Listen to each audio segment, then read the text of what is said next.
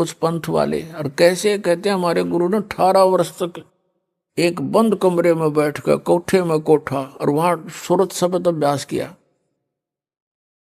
इन्होंने मेरा सूरत शब्द होता क्या है, और ये अभ्यास के क्या किया उसने, बता डले डोए हठ योग किया। हठ योग नोट सूरत शब्द अभ्यास हठ योग नहीं होता, वो तो साधना, जैसे हम कोई मंत्र जाप करें, आपको नाम दिया है, वो नाम तो शब्द है, और उसके ऊपर ध्यान लगा के रखना, जोड़ के रखना, उससे 1 सेकंड भी दूर ना करना, ये सुरत शब्द अभ्यास है। यानी उसके नाम के ऊपर सुरती को जोड़े रखना।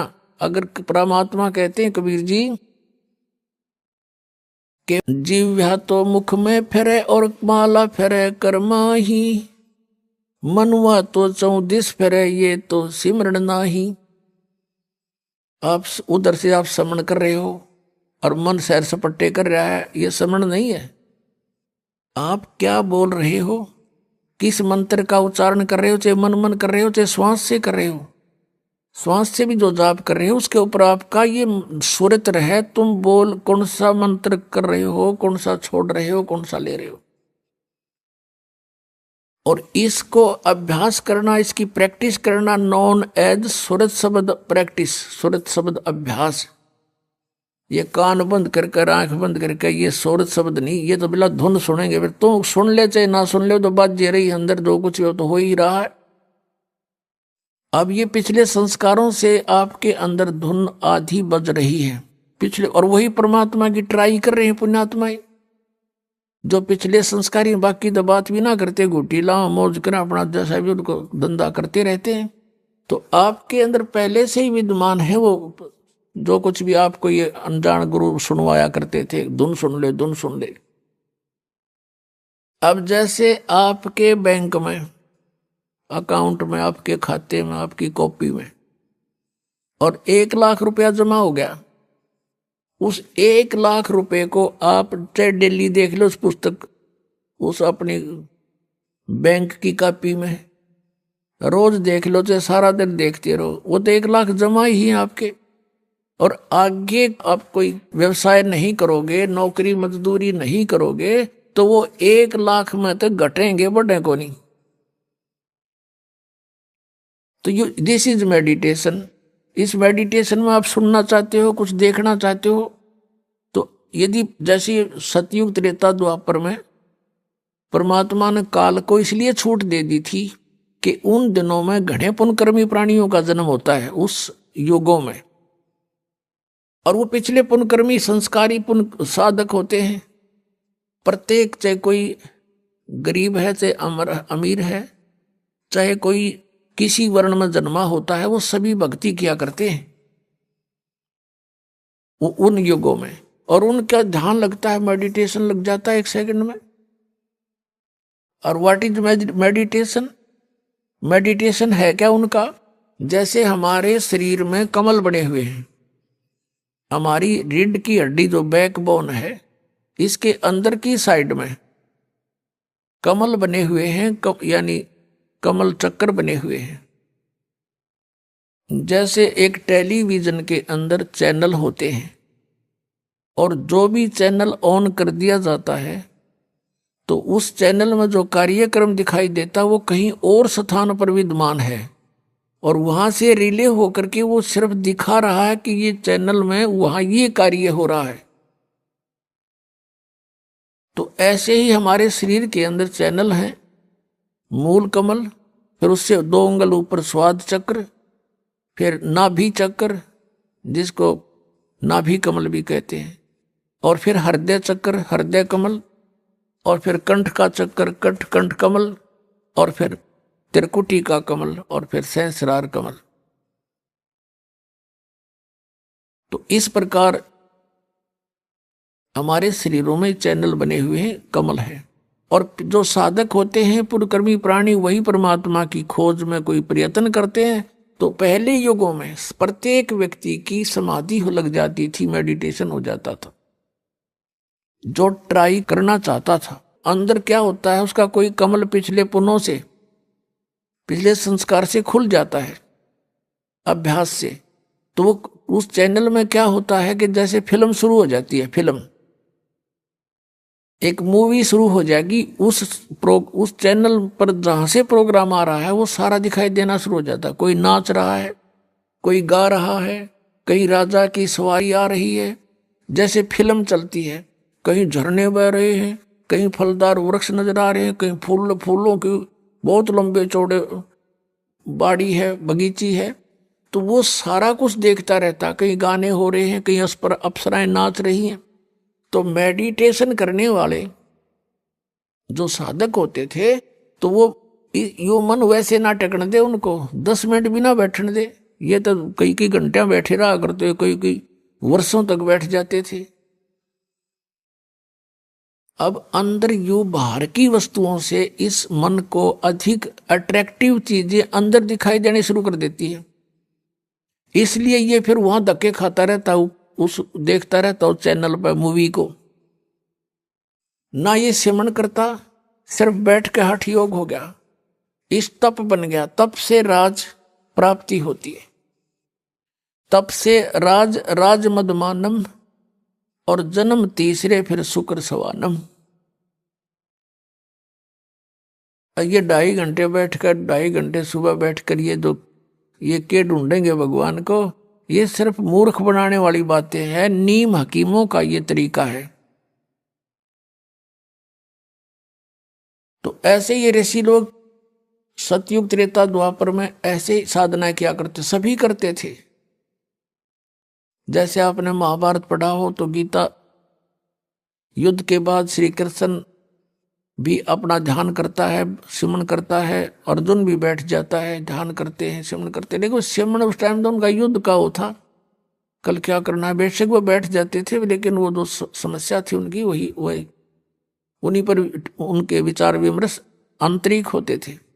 भाव ये है कहने का कि उनके पिछले इतिहास से हमें पता लगता है कि प्रत्येक प्राणी भक्ति करने की चेष्टा करता ही रहा है, और उस समय उनकी समाधियां भी लग जाती थी, जिस कारण से वो अपने क्रिया को अंतिम और सही मानते रहे।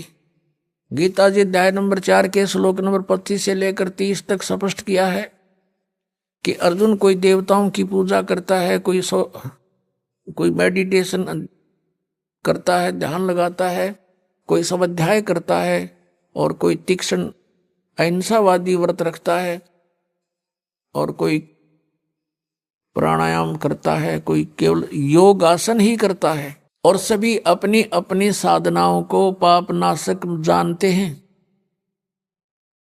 फिर गीता जी अध्याय नंबर 4 के श्लोक 32 में कहा कि अर्जुन, ऐसी धार्मिक अनुष्ठानों की जानकारी विस्तार के साथ सच्चिदानंद घन ब्रह्म की वाणी में ब्रह्मणे मुखे, उसमें कही गई है सही विस्तार के साथ।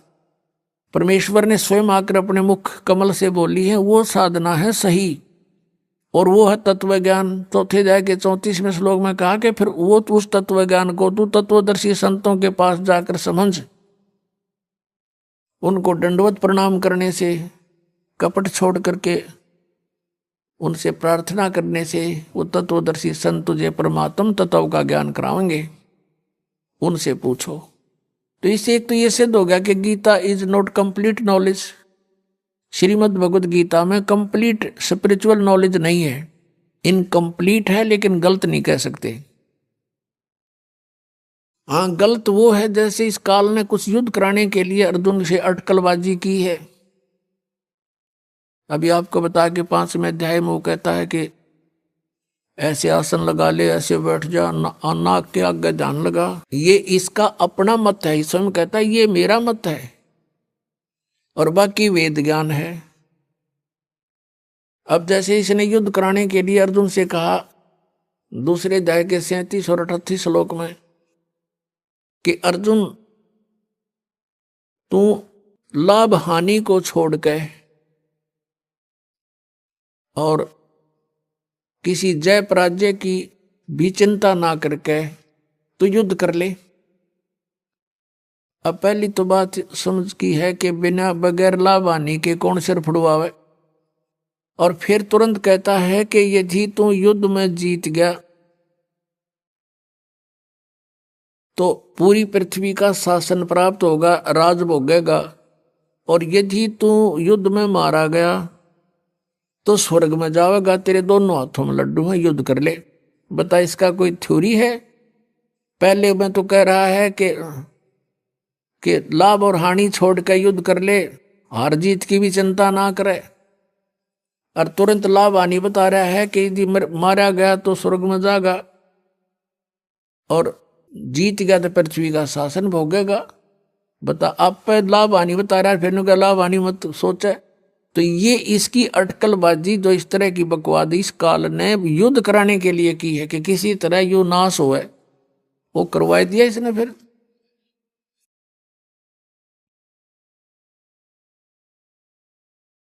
सतगुरु संगत छोड़ के लाख वर्ष जप कीने, इंद्री कर्म ना मोक्ष होए फिर काल के अधीन। एक लड़की थी राबिया नाम की, मुसलमान धर्म में जन्म था और बहुत अच्छी पुण्यकर्मी प्राणी थे, पिछले संस्कार अच्छे थे। परमात्मा कहते हैं जो जन मेरी शरण है ताका हूं मैं दास, गेल गेल ला गया फिरूं जब तक धरती आकाशी। पुण्यात्मा, आप कोई आम आत्मा नहीं हो, आप कभी ना कभी परमेश्वर कबीर जी के चरणों में रहे हो। इस जैसे आज से 600 वर्ष पहले सन 1398 से सन 1518 तक परमात्मा 120 वर्ष तक यहाँ पृथ्वी पर रहे, एज ए सतगुरु रूप में रहे। और स्वयं परमात्मा भी थे, यहीं से इस पूरे ब्रह्मांडों का रिमोट उनके हाथ में था। तो उस समय उस परमात्मा के 64 लाख शिष्य हुए थे। वो कितने दयालु है पुण्यात्मा, आप सोच नहीं सकते, क्योंकि हमारी बुद्धि तो काल ने बांध रखी है और हमारे को तो यहाँ के संसारिक के झूठे सुख ही फाइनल नजर आ रहे थे अभी तक, जब तक ज्ञान नहीं था। अब वो दयालु 600 वर्ष पहले आया, इसलिए आया कि इन आत्माओं को एक बार रिचार्ज कर जाऊं, फिर इनको मनुष्य जन्म मिलते रहेंगे जब तक पिछली पीढ़ी आएगी। ये कलयुग के प्रारंभ की बातें हैं। सन 1398 संवत 1455 ये ज्येष्ठ सुदी पूर्णमासी को परमात्मा सतलोक से चलकर आए, अपने निज स्थान से, उस ध्रुवलोक से, तेजो में स्थान सतलोक से। और एक कमल के फूल पर बनारस के अंदर काशी शहर के बाहर वन में एक कमल के फूल पर लहरतारा सरोवर में खिले कमल के फूल पर आकर प्रकट हुए। वो प्रथम चरण था कलयुग का। अब ये बिचली पीढ़ी, ये मध्य का समय है कलयुग का, और कलयुग का लास्ट जो होगा उसके विषय में बताया कि उसमें सब कृत गढ़ी प्राणी हो जाएंगे, कोई भी धर्म कर्म को नहीं मानेगा, शराबी कबाबी मांसाहारी, एज बहुत कम हो जाएगी, 20 वर्ष की उम्र मनुष्य की रह जाएगी एंड ऑफ द कलयुग में, लास्ट में, कलयुग के लास्ट में। और उसमें 5 खंड होंगी, जैसे 15 वर्ष की उम्र में सभी मर लिया करेंगे, युवा भी हो लेंगे, ब्याह भी करवा लेंगे, बच्चे भी उत्पन्न हो लेंगे और मर भी लेंगे। और उसमें 5 वर्ष की लड़की विवाह होते ही 5 वर्ष की लड़की के बच्चे उत्पन्न होने लग जाएंगे कलयुग के लास्ट में, और बिल खोद के प्राणी रहा करेंगे। तो वो तो है एंड ऑफ द कलयुग। और अब है ये मध्य, और प्रथम पीढ़ी परमात्मा की जब मालिक आए थे वो थी, और अब है बिचली पीढ़ी। तो इस बिचली पीढ़ी तक आपको लाने के लिए कि इनमें आस्था भगवान की बनी रहे, चाहे ये कोई पत्थर पूजे हैं, चाहे ये किसी कृष्ण जी ने पूजे हैं, चाहे ये कोई और अपना बाबा श्याम जी के धोख में प्रसन्न है, लेकिन वो थे पूर्व के संस्कार। और हम सोच रहे थे कि इन देवताओं की पूजा से हमें सुख हो रहा है, क्योंकि हम ज्ञान नहीं था। जैसे ये दास भगवान श्री कृष्ण का विशेष पुजारी था, भगवान विष्णु समझो, कृष्ण श्री राम, भगवान शंकर, हनुमान जी का पुजारी, यानी जैसे सारी कौड़ी भर रहे थे, पहले साधली साधना कराया करते थे। बाबा श्याम जी हमारा कुल देवता, और वो भी पूजा ये थे तब पिछले संस्कारी बताएं कुल की हमारी। तो उसमें जैसे हम स्कूल में पास होते थे शिक्षा में, तो अपने सोचा करते भगवान कृष्ण ने दया करती, फिर बाबा श्याम जी याद आ गया, बाबा श्याम जी ने दया कर दी, बजरंग बली की मेर जय हो, उसने मैं पास करा दिया।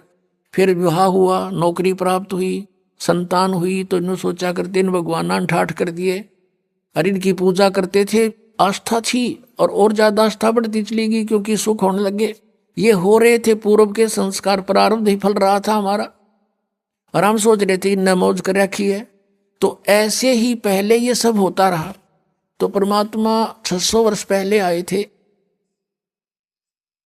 और वो कहीं भी जा करके खड़े हो जाते थे, जैसे कोई मदारी तमाशा कराया करे, और खड़े हो जाते थे चौराहे पर या गली के बीच में गांव में, और वहां गाने लग जाते थे, अपना ये शब्द सुनाया करते थे। मानुष जन्म दुर्लभ है, ये मिलन बारंबार, तरवर से पत्ता टूट गिरे, बहुर न लगता डार। परमात्मा ने ऊंची ऊंची आवाज में कहीं खड़े होकर बोलने लग जाते, आसपास के लोग इकट्ठे हो जाते, काफी झुंड बन जाता, और मालिक की आवाज तो लाउड स्पीकर से भी तेज थी, जहां जो बैठा है उसको वही सुन रहा है और आराम से बोल रहे हैं। और लीला थी उस मालिक की, परमात्मा के आगे क्या है स्पीकर, लाउड स्पीकर है। तो ऐसे सैकड़ों की संख्या में भक्त वहां जमा हो जाते, फिर प्रार्थना करते, हे भगत जी आजाद और डट जाओ हमारे गांव में। अच्छा भाई डट जाऊंगा, वो तो गए इस उद्देश्य से थे। फिर अगले दिन फिर परमात्मा शाम ने भी सुनाते, दिन में वो अपना धंधा करे थे, शाम ने फिर कराएंगे भैया जी हो। ऐसे लाखों लोग हो गए थे भगवान के, उस एक दिन में सैकड़ों जगह प्रकट हो जाते हैं भगवान। जैसे आज तो ये टीवी हो गए, एक व्यक्ति बोलता करोड़ों टीवियों में जाकर वो सारा अपना ज्ञान दे सकता है। उस समय ये भी नहीं थे, और ये होते तो कबीर साहब ने बोलन कौन देता, जैसे इस दास के साथ हो रही। अब जिस पर भी हमारा ज्ञान चलता है, ये नकली संत जब बंद करवा देते, बंद करो बंद करो, ये तो झूठ बोल रहा है, निंदा करता है। तो परमात्मा ने दूसरा तरीका अपना लिया, उस टाइम चलने की जरूरत ना पड़ी। तो ऐसे, और फिर उनको सुख हुआ नाम लेते ही, केवल प्रथम मंत्र देते थे भगवान उस समय, और बीच के ओनली ये 5 नाम जो आपको प्रथम मंत्र में दिए जाते, ये थे वो 5 नाम जो राधा स्वामी वाले गाटा जोड़ रहे हैं। 5 नाम, वो पांच भी नाम वो भी कोई ना काल के 5 होते हैं। अरे इनसे लाभ होगा आपको यहाँ का भी, और यहाँ से हम चलेंगे, जैसे हमारे शरीर में चैनल बने हुए हैं, इनमें ये प्रधान बैठे हैं, इनके मालिक हैं ये, इनका अकाउंट क्लियर करके हम आगे जा सकते हैं त्रिकुटी पर। तो उस समय हमें ज्ञान आधार नहीं रहा, सुख गणे दिए परमात्मा ने, क्योंकि ये सुख सागर है प्रभु। इसकी शरण में आते ही किसी को प्रेतबाधा थी, कोई देव रुष्ट था, या कोई शारीरिक कष्ट था, कोई सांसारिक बाधाएं थी, कोई कर्म ठीक नहीं हो रहे थे कार्य, वो सब ठीक होते चले गए। और ऐसे करिश्मे करे परमात्मा ने। उनके घरों में गरीब व्यक्ति थे, और धरते शाम ने 10 रुपये धर के सोते, तड़के 100 पाते उनके घर पे, और वो आकर बताते तो गुरु जी की कृपा से ऐसी रजा होगी। कोई नो कहना तुम रख के भूल गए हो गया, आप पे थर भूल लाग रही है, नो कदे हो आकर। तो वो जिसके बीतता वो जाने, 100 रुपये कड़ब धर के भूलना समय था उस समय। तो अब भी ऐसी लीलाएं हो रही है। एक भक्त बता रहा था जी, मैं 1-1.5 वर्ष से कोशिश कर रहा था पुस्तक पढ़ के कि चालू नाम लूं, पर पैसे का अभाव था। तो वो कह रहा था कि ऐसे करते करते मैं घना दुखी हो गया, भगवान परमात्मा का इतना अमृत ज्ञान और मैं पहुंच नहीं पा रहा, रोने लग गया। एक दिन कहता 100-200 रुपये बैंक में पड़े थे, वो निकलवाने गया था, 6,000 रुपये बैंक में पाए, 6,000 रुपये मेरे अकाउंट में जमा हुए पाए। लेकर छक्कर हो ये परमात्मा, या दया भी बख्श दी। अगले दिन ट्रेन पकड़ दी, बहुत दूर रहने वाला था बच्चा। तो ऐसी ऐसी लीला तो यहाँ लाखों करेगा परमात्मा आपके लिए, लेकिन आप किसी और को बताओगे उन्होंने कहा झूठ बोल रहे हैं, क्योंकि उनके साथ कभी ऐसा हुआ नहीं। हुआ क्यों नहीं? क्योंकि उनके साथ उनको पावर का कनेक्शन मिला नहीं। मैनुअली जो कार्य होता है, पावर का काम उससे अलग होता है। तो यहाँ पावर का कार्य है, परमात्मा का कार्य है, ये जनसाधारण नहीं मान सकता इन बातों को। तो इस प्रकार परमात्मा ने वो 64 लाख शिष्य हो गए, सबको ये मंत्र दे दिया। फिर हम, क्योंकि ज्ञान हमें था नहीं, कोई भी बैकाले था, हिंदू और मुसलमान दोनों को उपदेश दिया करते भगवान, और कहा करते भाई हिंदू मुस्लिम दो नहीं भाई, दो कहे सो नरक में जाई, एक पिता की संतान हो तुम, ये काल ने तुम्हारे को यहाँ आपस में दुश्मन बना दिया, भिन्न भिन्न बना के। बुद्धिमान लोग थे, मानते भी थे, लेकिन भक्ति करने से जो उनको सुख हुआ नाम से, तो भले ही वो किसी मजहब में रह रहे थे, लेकिन भक्ति मालिक वाली करते रहे अंदर से। लेकिन कुछ समय के बाद क्या होता है इस प्राणी के साथ कि इसको सुख घना हो जाता है, क्योंकि मालिक सुखदाई है, ये दयालु परमात्मा है, इसकी जरा सी मेहर से इतना सुख हो जाता है, जीव बौंदल जाता है, विचलित हो जाता है। फिर कुछ दिनों के बाद क्या हुआ, धीरे धीरे परमात्मा से दूर हो गए। कोई कह दे नहीं भाई भगवान तो भगवान है, ये कबीर भगवान नहीं है, ये अल्लाह नहीं है, ये तो झूठ बोलता है। ठीक है तुम्हें सुख हो गया होगा, छोटा मोटा सिद्ध को सिद्ध पिद्ध होगा ही वैसे। तो इस तरह उन्होंने, हमें ज्ञान ना होने से अपने मजहब के लोगों ने परमात्मा से हमें पुनः दूर कर दिया, लेकिन उस मालिक का उद्देश्य था वो पूरा हुआ। अब हम यहां जो भटक रहे हैं, हम परमात्मा को ना पहचान कर भटक रहे हैं। नहीं तो इतना आसान है मोक्ष, इससे आसान वस्तु है कौन ही, और इससे आसान कोई काम नहीं। जैसे खाना बनाती है बहनें, बेटियां, माताएं, और कितना जुगाड़ जोड़ती हैं, अब गिनती भी ना हो, इतने आइटम इकट्ठे करने पड़ते हैं। परात है, कितना फिर तवा, चूल्हा, लकड़ी, तेल है, और फिर कटोरा, फिर चम्मच, फिर नमक, मिर्च, नरी आइटम इकट्ठी करके, और फिर आटा बनाना, फिर सब्जी काटना, छोंक लाना है। और इसी गर्मी हो चाहे सर्दी, उसमें वो चाहे वर्षा हो। अब तो कुछ एक यार गैस के चूल्हे चाले हो गए, नहीं पहले तो लकड़ियां जलाया करते थे, और अब भी जलाते हैं। 90% लोग लकड़ियों से ही अब खाना बनाते।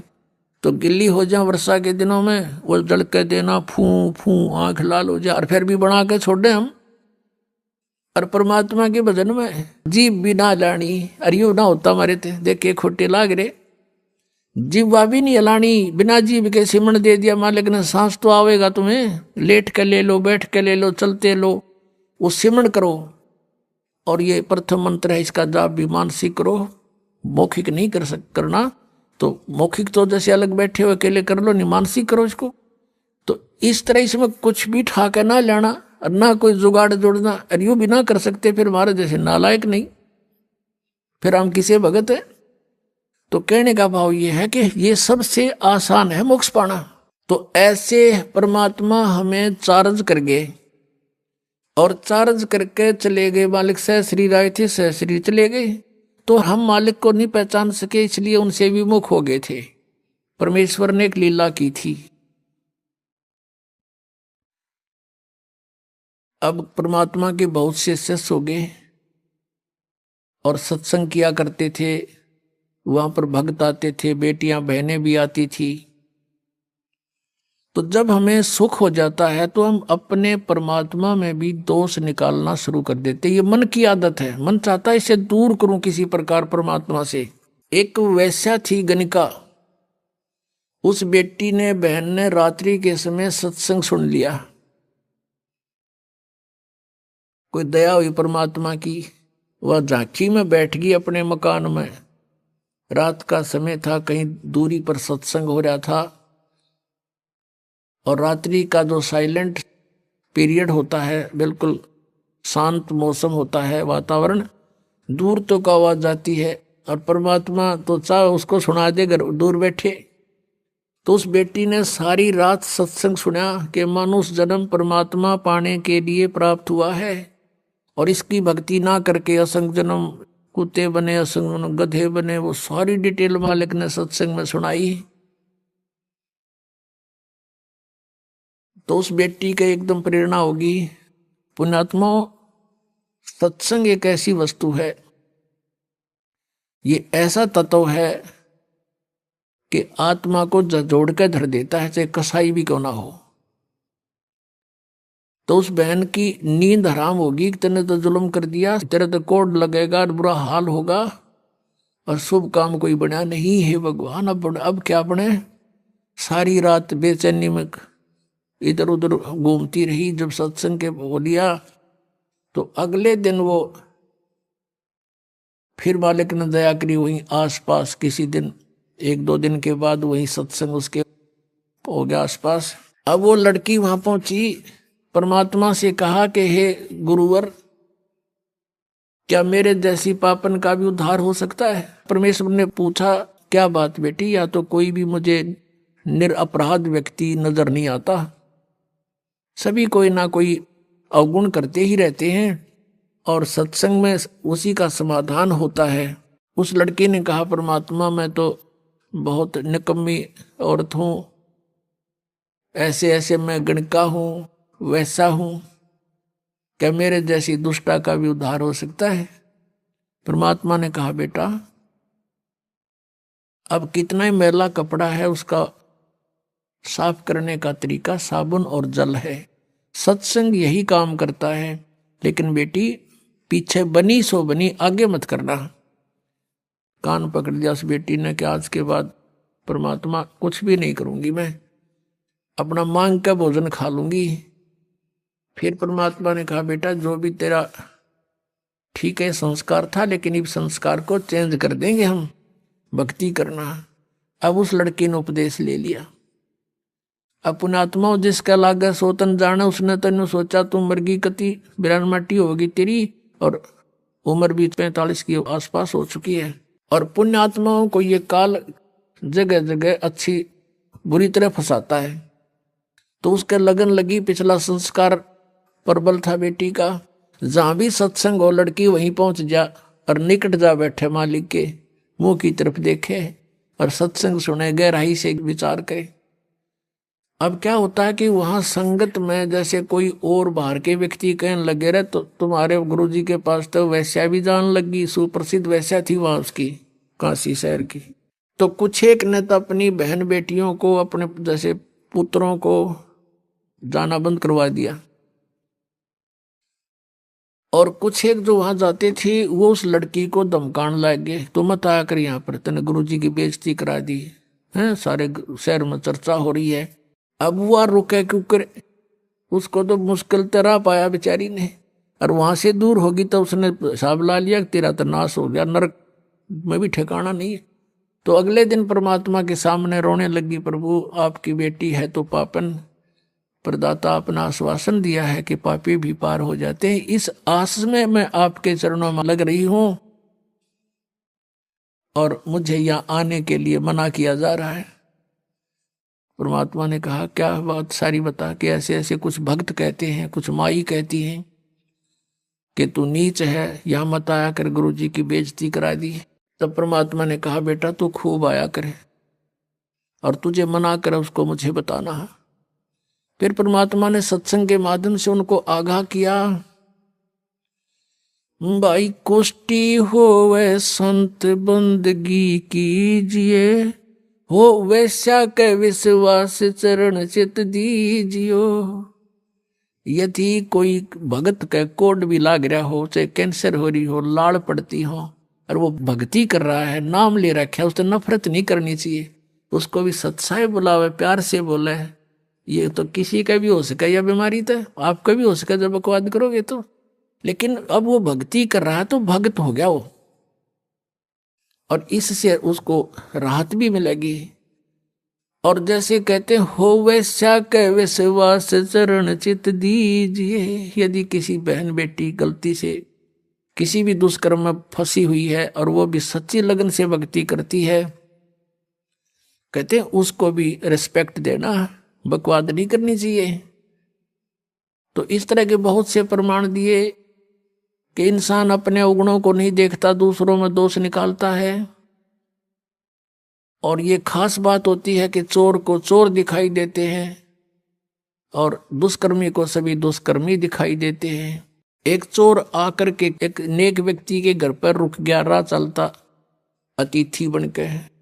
अब उस नेक व्यक्ति ने उसको एक नेक अतिथि जाना, क्योंकि वो स्वयं नेक था। उसने उसको चोर नहीं माना, खाना खिलाया, बढ़िया वस्त्र दिए, सर्दियों के दिन थे, अपने घर में चौक में सोया जहां आप सो रहा था।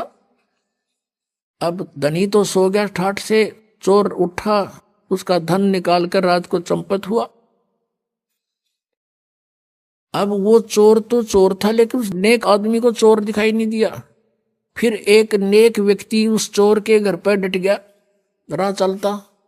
अब उसने रोक लिया, रुक गया। अब वो नेक व्यक्ति तो सामने सो गया उसके घर पे, और वो सारी रात जागता रहा। कदे यू चोरी कर ले जा रात ने, कदे चोरी कर ले जा रात ने, यूं जागता रहा।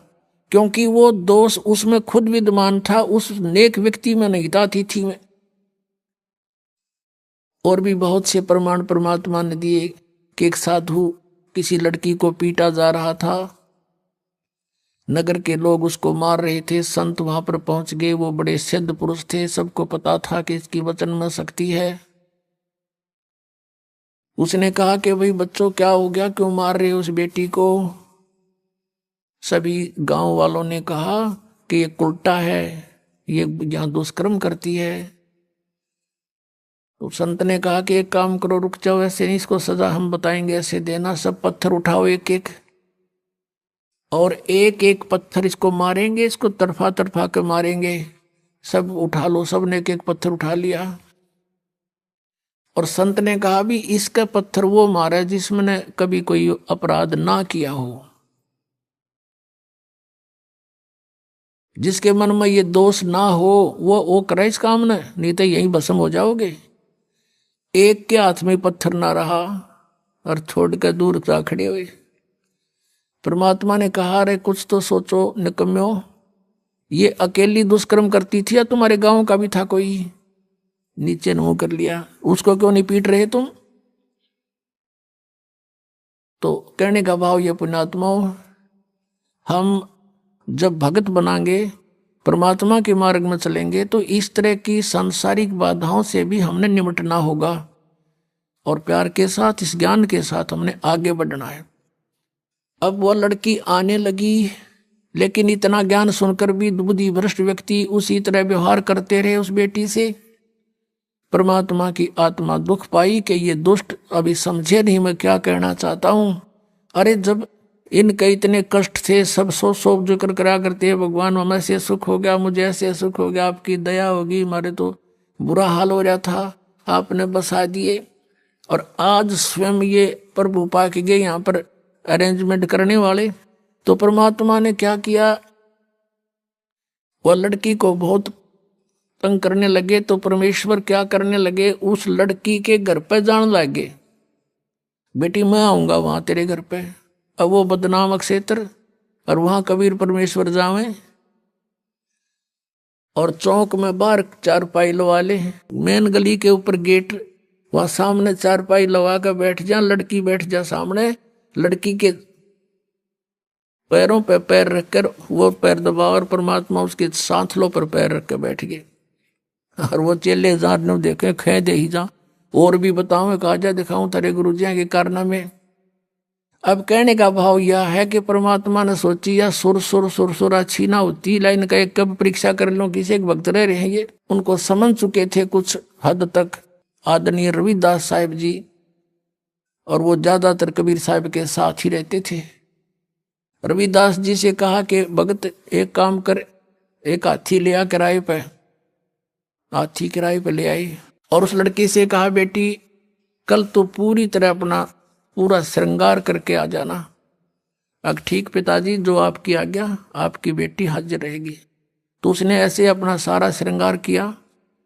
और परमात्मा कबीर जी ने क्या किया, एक बोतल में गंगा जल भर लिया, सफेद बोतल में, लड़की को बिठा लिया बीच में, और हाथी के ऊपर रविदास जी को बना दिया ड्राइवर यानी पीलवान, और आप बैठ गए पिछले साइड में, और लड़की के कंधे पर हाथ रख लिया, आधा लटके न्यू आगे ने चेस्ट की तरफ, और एक हाथ में वह गंगा जल और बोतल पीवे न्यू, और उस लड़की न्यू करे उड़ा बैठे बैठे। अब परमात्मा ने कहा रविदास जी को कि मेन बाजार में के काट दे अपनी गाड़ी को, अब मेन बाजार में क्या काट दिया परमात्मा ने वो हाथी, और जो देखा वो अरे कौन है यो भाई, सरेआम वैश्यावृत्ति शुरू करती कि कबीर है जो लाया धारण कबीर भगवान बतावे थे, उनके चेल्यान लाओ बुला बुला के क्या जा तेरे गुरु जी के कारनामे दिखाते हैं। वो तुम सा देखा नू कहे ना, मैं तो वहीं आ गया जाया करता कदे कदे, मैं ना जाता था वहां पर, मुझे तो फलाना लेके गया था एक दिन। इस तरह कहने का भाव ये है कि 64 लाख का ग्रुप हो गया था और इस लीला न देख के एक नहीं पाया टोया भी, सब विमुख हो गए परमात्मा से। अब क्या बताते हैं आदरणीय गरीबदास साहब जी, कहते हैं परमेश्वर ने यह लीला किस लिए की थी कि बड़ुआ बड़ुआ सब कहें कोई न जाने खोजी, दास गरीब कबीर कर्म यो डारे सिर का बोझे।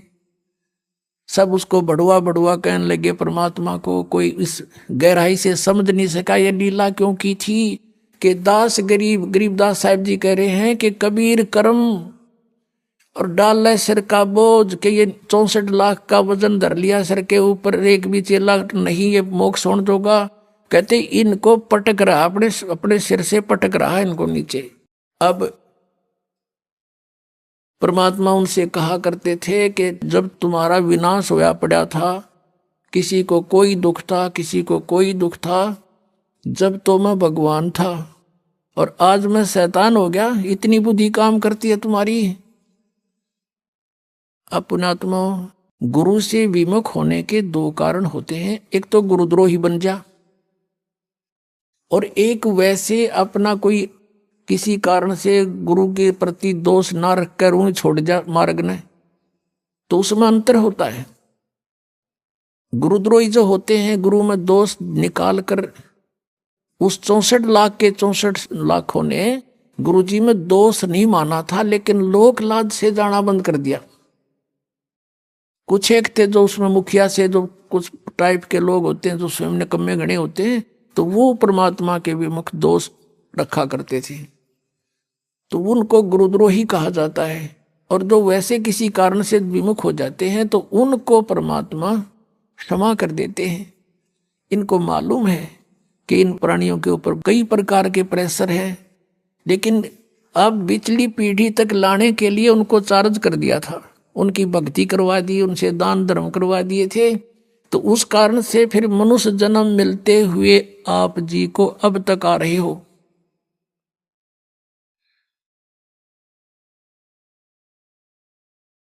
और मनुष्य जीवन से जो आता है प्राणी, और अब भी उसको मनुष्य जीवन प्राप्त है, उसके कर्म भी बहुत अच्छे होते हैं, उसका स्वभाव भी अच्छा होता है, और परमात्मा के बिना वो रह नहीं सकता। तो वो स्थिति आप जी की है। आप कहीं ना कहीं भटक रहे थे भगवान की खोज में, चाहे कर रहे थे कुछ भी, वही यहाँ आ रहे हैं।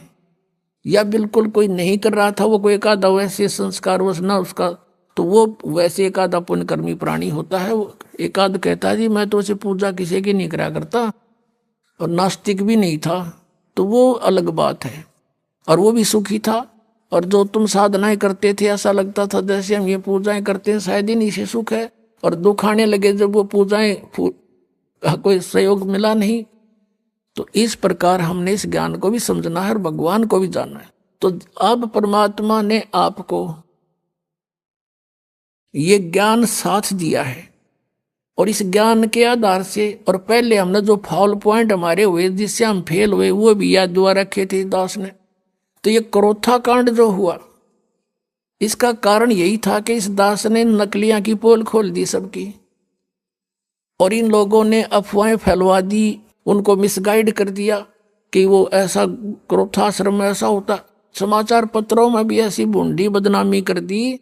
लेकिन मेरा एक भी बच्चा हमसे दूर नहीं हुआ, क्योंकि वो दास को बहुत गहराई से समझ चुका था। तो इसलिए आज वो जो पहले फेल हुए थे तो आज पास हो गए। किस कारण से पास हुए कि आप जी ने परमात्मा को पहचान लिया, आप शिक्षित हैं। वेदों को दिखाया दास ने, गीता जी को दिखाया, पुराणों को दिखाया, अन्य नकलियों के सब आपके सामने इतिहास दिखाए, तो आपको 100% विश्वास हो गया कि कबीर इज गॉड, और हमारे गुरुजी गुरुजी हैं, चाहे कोई कुछ भी कहो। तो इस प्रकार से वो जो पहले हम फाउल हुए थे, ईब ना हुए, तो अब हम पार हो जाएंगे। हमने भगवान को पहचान लिया, कबीर परमात्मा को परमात्मा मान लिया, और ऐसे बिना हम आगे चल नहीं सकते थे। ऐसी बेहुदी अफवाहें फैलाई गई थी समाचार पत्रों के माध्यम से, मीडिया के चैनलों के माध्यम से। यदि अब नया भक्त कोई आया हो और उनको देख ले तो आज भी नफरत हो सकती है उसको, लेकिन मेरे साथ जितने भी लाखों की संख्या में थे, एक भी वापस नहीं हुआ, क्योंकि ये बहुत अच्छी तरह समझ चुके थे। दास ने इनको तोते की तरह पढ़ा रखा था, या बैठा बैठा के, जैसे ही बाप के साथ प्रयत्न हो रहा है। अब जो प्रसंग चल रहा है, जो जन मेरी शरण है ताका हूं मैं दासी, गेल गेल लाग्या फिरूं जब तक धरती आकाशी, जो बच्चा गौ की नजर में यूं साई को संते, भक्तों के पीछे फिरे यू भक्त वत्सल भगवंते। ये कबीर, हमारे परम पूज्य कबीर परमेश्वर, ये भक्त वत्सल भगवान है। अब उन्हीं आत्माओं में से एक आत्मा मुसलमान घर में जन्म हुआ, उसका राबिया नाम था, उसका राबी। अब परमात्मा किसे दयालु हैं, जैसे आपने आपको बहुत बार वेदों के प्रकरण दिखाए हैं। ऋग्वेद मंडल नंबर 9 सूक्त नंबर 86 के मंत्र 26-27 में, ऋग्वेद मंडल नंबर 9 सूक्त 82 के मंत्र 1, 2, 3 में, ऋग्वेद मंडल नंबर 9 सूक्त 96 के मंत्र 16 से 20 में, ऋग्वेद मंडल नंबर 9 सूक्त 1 मंत्र 8 और 9 में, ऋग्वेद मंडल नंबर 9 सूक्त 20 मंत्र 1 में, और भी अनेकों स्थानों पर। अब आप समय आने पर मालिक की दया होगी, इन वेदों का एक अच्छी तरह से जो अनुवाद किया जाएगा। तो वेदों में भी लीला लिखी है, भगवान ऐसी लीला करता है। वो परमअक्षर ब्रह्म पूर्ण परमात्मा है, वो ऊपर रहता सतलोक में, सचखंड में, और वहां से गति करके आता सशरीर, और वो 3 प्रकार के शरीरों से सभी का धारण पोषण करता, सबकी संभाल करता है। एक रूप तो परमात्मा का सतलोक के अंदर स्थिर है, जिसमें करोड़ सूर्य करोड़ चंद्रमा मिला दे एक रोमकूप की इतनी रोशनी है, मनुष्य दृश्य है। और दूसरी टाइप का जो शरीर मालिक धारण करते हैं, नवजात शिशु का रूप धारण करके प्रकट होते हैं किसी तालाब के ऊपर जल पर, इसलिए उसको नारायण बोलते हैं। और वहां वो निर्धारित कार्य होता परमात्मा का, किसी संस्कारी हंस वहां से कोई उठा ले जाते हैं, और वो फिर उस परमात्मा की परवरिश की लीला एक कंवारी गायों से होती है। वो दूध कंवारी गायों का दूध पीते हैं और नहीं पीते हैं, और वो परमात्मा वहां से चलकर आते हैं। वो कबीर देव है, कबीर साहब है वो, और अच्छी आत्मा को मिलते हैं, उनको ज्ञान देते हैं। तो इसी आधार से परमात्मा स्वयं भी कहते हैं, गोता मारूं स्वर्ग में जा बैठूं पाताले, कहे कबीर ढूंढता फिरूं अपने हीरे मोती लाले। ये खुद भगवान भी कहते हैं। और जिनको परमात्मा मिले वो भी यही बताते हैं, जैसे आदरणीय नानक साहिब जी को मिले बेई नदी पर सचखंड से सतलोक से सतपुरुष आए कबीर देव जी, और उनको बेई नदी से अंतर ध्यान करके सचखंड में लेकर गए, फिर वापस छोड़ा सतलोक से। उन्होंने आते ही नौकरी त्याग दी, एक नवाब के यहाँ नौकरी करते थे, और फिर परमात्मा की खोज में बनारस पहुंचे। और जहां देखा था ऊपर भी सतलोक में परमात्मा एक जिंदा महात्मा के रूप में आकर नानक साहिब जी को ऊपर लेकर गए थे। अब उसी रूप में परमात्मा सतलोक के अंदर विराजमान, उसी शकल में, और उसी रूप में जुल्हे का काम कर रहे बनारस में, काशी में। वहां जब जाकर देखा और सचमुच ये तो वो परमात्मा है जो मुझे सचखंड लेकर गया था, सतलोक में देखा था। तब कहा था, फाई सूरत मुलुकी वेश ए ठगवाड़ा ठगी देश, खरा सियाणा बहुता बार ये दानक रूप रहा करता रे। अब फिर नानक जी की कोई ना सुने, वहां जुला इकट्ठे हो गए, कहीं पंजाब था, कहीं बौड़ी बौड़ी बात करे इस नीरू के पुत्र ने भगवान बतावे। अब कहने का भाव ये है कि जो लीला वेदों में लिखी है कि वो परमात्मा सतलोक से चलकर आता है, और यहाँ पृथ्वी पर प्रकट होता है, अच्छी आत्माओं को जा जाकर मिलता है। आदरणीय मुलुकदास जी को मिले, आदरणीय दादू साहिब जी को मिले, आदरणीय गरीबदास साहिब जी को मिले, आदरणीय घीसा दास साहिब जी को मिले, गांव खेकड़ा जिला मेरठ उत्तर प्रदेश में। आदरणीय गरीबदास साहिब जी को मिले, गांव छुडानी जिला झज्जर हरियाणा में। और गरीबदास जी ने कहा था कि सर्व कला सतगुरु साहिब की हरियाए हरियाणे नू, तुम कहते हो भगवान हमने पाया है कोनी निराकार है, मैं कह रहा हूँ हरियाए हरियाणे नू। गरीबदास जी कहते हैं मैं कह रहा हूँ हरियाए हरियाणे नू। परमात्मा यहाँ आए थे हमारे पास जब तक हरियाणा बना भी नहीं था, ज्वाइंट पंजाब था, और उस शब्द बोले गए हरियाए हरियाणे नू परमात्मा के वचन से यू अलग क्षेत्र हरियाणा बन गया। नहीं तो आज हम इस वाणी को कैसे स्पष्ट करते कि हरियाए हरियाणे नू, तो ये हरियाणा क्षेत्र बना दिया मां, लेकिन बनवाना ही था ये। उनके कहते हैं साध वचन पलटे नहीं, चाहे पलट जा ब्रह्मांड। अब जो प्रसंग चल रहा है